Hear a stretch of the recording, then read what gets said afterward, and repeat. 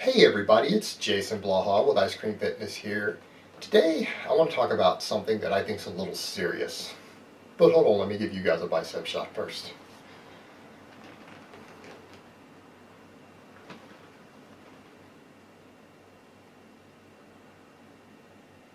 At this point, I've become a pretty big player in the YouTube fitness community. I have 32,000 subscribers after 1 year of doing videos. And a lot of people come here to listen to what I have to say. And I'm not always right on everything. I try to give the best information that I can. But I'm starting to see some things that really bother me by people who are quite popular, and some of them who have supposedly very legitimate credentials.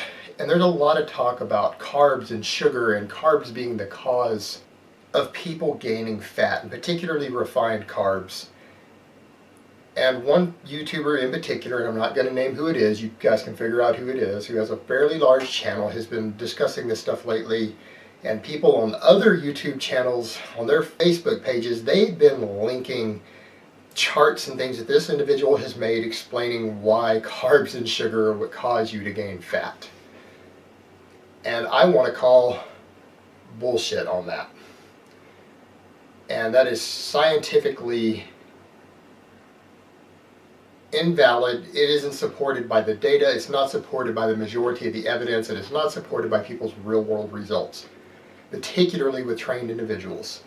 So just to test and see what my subscribers know and any other YouTube channels who are watching, and if anyone disagrees with what I'm going to say here, feel free to make a video response explaining why you disagree with this point I'm going to make.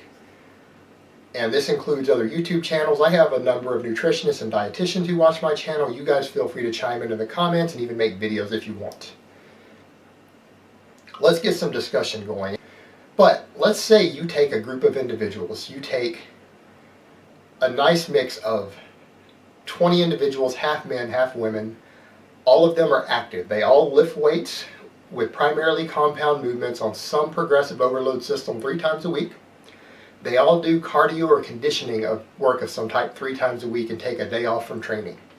If all of them are currently maintaining their body weight, eating a fairly balanced diet that they've been tracking of, say, approximately 40-40-20, so roughly 40% protein, 40% carbs, 20% fat. Let's say they are eating mostly unprocessed, mostly organic foods, micronutrient-rich foods. They're hitting at least the minimum recommended daily allowance on all their vitamins and minerals purely from whole food. They're eating almost nothing refined. They're maintaining body weight and training this way 6 days a week. If you split them into 2 groups, put 5 men and 5 of the women from each group into 2 separate groups, and you have them eat what they had been eating for the last month, eating those same foods, you have each one of them add a 1,000-calorie meal immediately before bed. Even if you want to assume they've been training in the morning, so this isn't even post-workout. And in group 1, you have them add 1,000 calories of what most people would consider to be healthy fats, a mixture of extra virgin olive oil, cold-pressed organic sunflower oil, maybe a little organic flaxseed oil thrown in there, and some organic avocados. A mix of that to get that 1,000 calories of fat, of healthy fats added on top of their maintenance on those other micro ratios every night. And they add this to it every night. So they're eating 1,000 calorie surplus from healthy fats. And you take group 2 and you have them chug immediately before bed an extra 1,000 calories of refined sugars of assorted types. You could have them drink Gatorade one day, fruit juice the next, Dr. Pepper the next. I don't care. As long as they're getting an assortment of mostly refined sugars, an extra 1,000 calories immediately before bed. Which group, after a month, will gain more body fat and see the worst changes in body composition, assuming they kept everything the same as they had been that previous month, maintaining the diet, the training, but just added this 1,000 calorie surplus before bed? I want you guys to think about this for a minute and think about what you know about nutrition. I'll wait. Now I'm going to give you the answer. Group 1 is going to gain more fat. Absolutely. They're going to gain, on average, a minimum of at least one more pound of body fat in that month if you do it on a DEXA scan, a before and after, and they're going to potentially gain slightly less muscle. And why? It's very simple. Almost 100% of their surplus calories are going to be stored as body fat.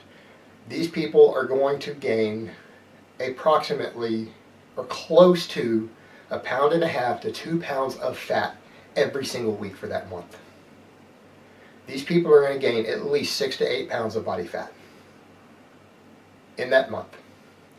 The other group is only going to gain body fat based upon primarily upon the dietary fat, that original 20% they ate, and maybe a small amount of the extra sugar they added is going to get stored as fat.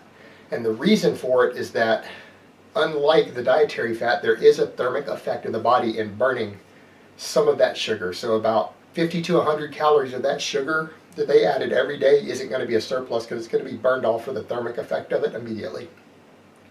Number two, for active individuals who are training regularly, you very rarely under normal circumstances convert much, if any, of your dietary carbs into body fat.